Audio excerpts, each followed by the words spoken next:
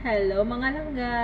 Kay alas 5 naman dire. So mag-prefer na ko para panihapon.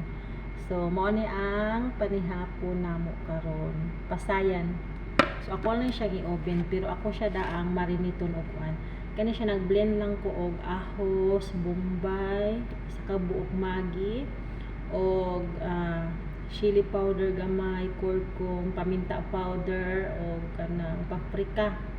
So mao na siya akong gi-blend kauban sa ahos ug bombay. Tapos asin gamay para mo kuan jud gana iyang lasa, musurop sa hunod. So yung anak ko diri magmarinate o unsa ni halang-halang man kay kuan bombay ba.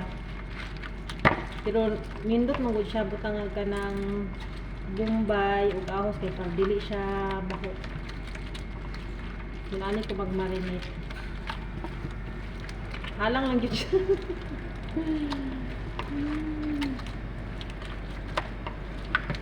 So ginayon na nako pag magmarinate ko og pasayan. Tapos i-oven na nako ni siya unya. Before na ko i-oven, butangan ako og mantika gamay. Para dili siya dry. Ano siya, marinate lang ni siya. Kay kuan lutuon kaman.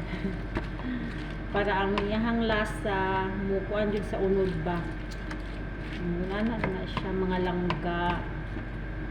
Muna ani ra ko magmarinate og pasayan. So ang lasa ana niya mo adto sa unod. So inagkaon nila lami